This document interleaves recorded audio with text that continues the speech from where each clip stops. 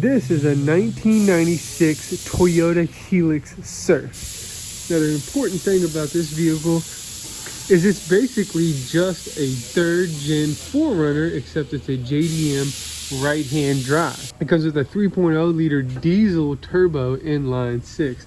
Now this vehicle was starting off in the wrong gear, and we put solenoids on the transmission down below. We tested all the wires to the transmission down below and everything checked out.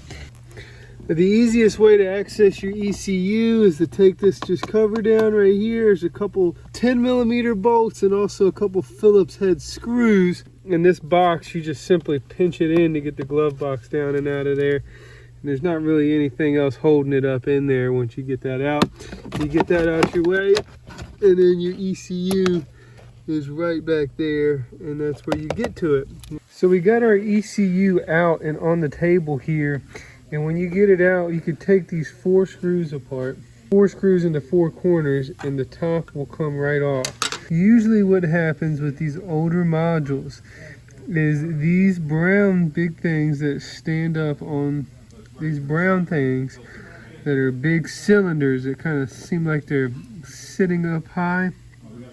Those are called capacitors, and they hold an electrolyte fluid, and over time that electrolyte fluid will leak out, and it's going to give you a little spot that looks just like that.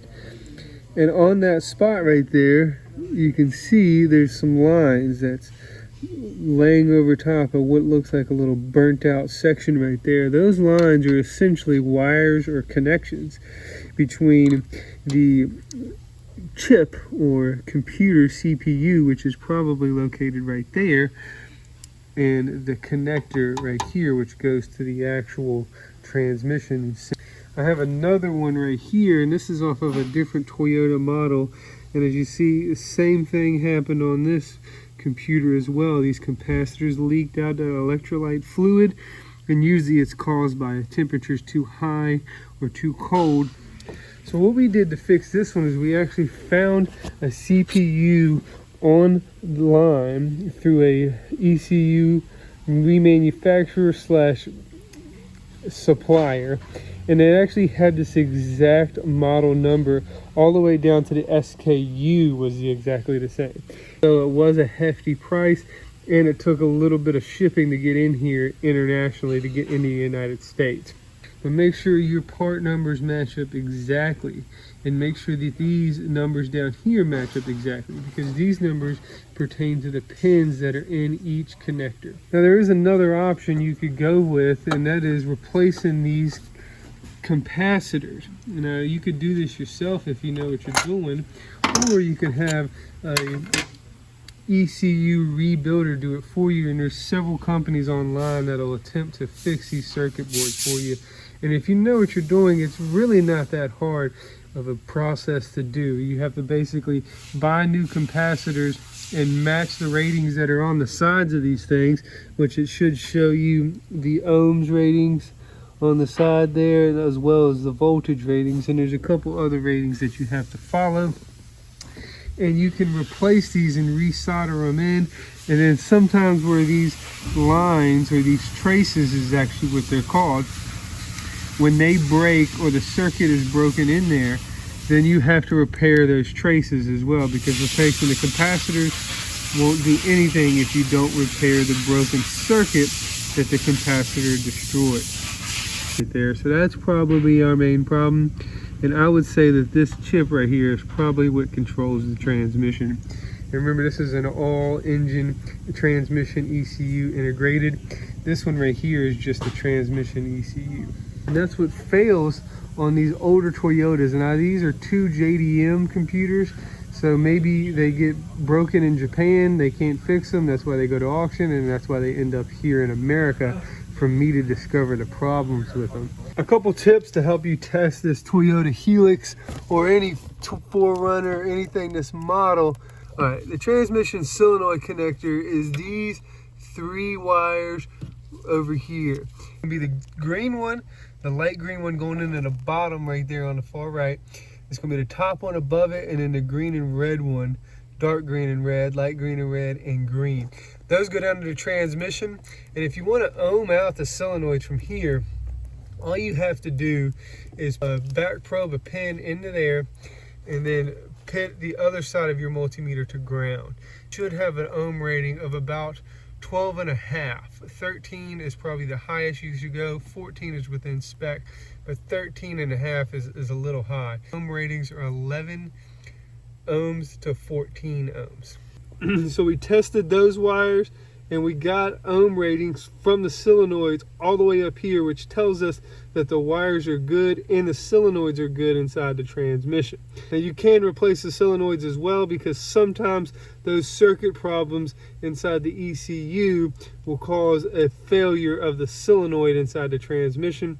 So it's always recommended to replace the solenoids as well to make sure those are working properly. Anything wrong inside the ECU, like a capacitor leaking or something like that, odds are you're going to have to get that fixed before you fix anything else on the car to get it working properly. Another way to test this situation is to have some test lights. Now this isn't a common thing to have, and we've actually made these for this purpose.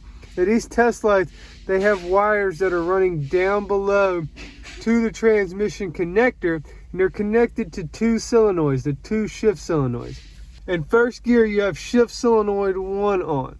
And then in second gear, shift solenoid 2 comes on. And then in third gear, shift solenoid goes back off.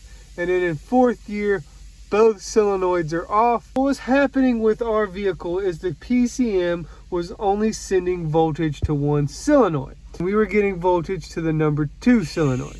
So what happens in third gear? Only solenoid number 2 is on. It was starting off in third and then turning shift solenoid 2 off and shifting into fourth with no solenoids on.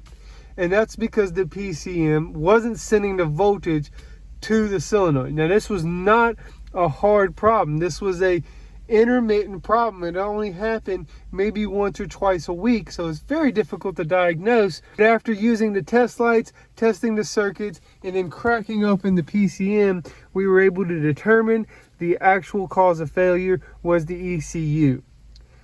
And I believe on a lot of these vehicles that is exactly what happens.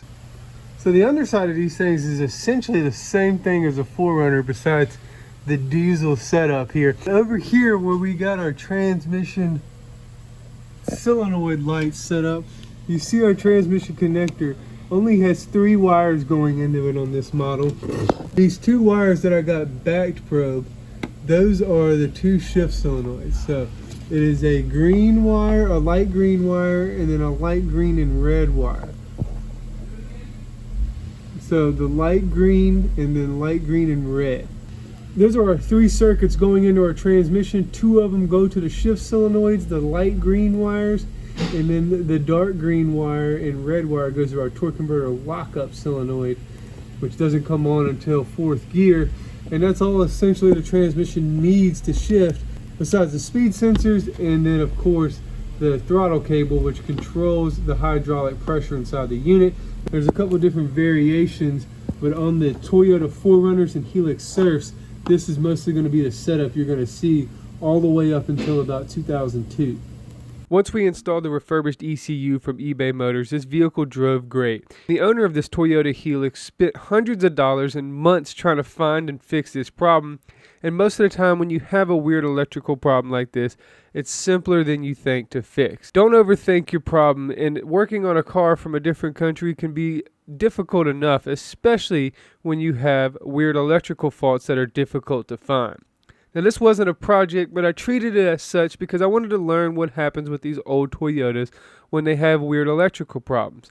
I also wanted to pass the knowledge on to you so that people know how to fix these good vehicles, because they last a long time. Now if you're driving a Toyota like I do myself, you want to keep this thing on the road. And if you have any electrical problems, there's plenty of resources out there to fix your problem. If you need help finding those resources or finding a solution to your problem, subscribe to my channel and then email me at justcallme81@gmail.com. I'll help you out as much as I can. You can also follow me on Instagram and Facebook, where I post content about the day-to-day things I do in my job.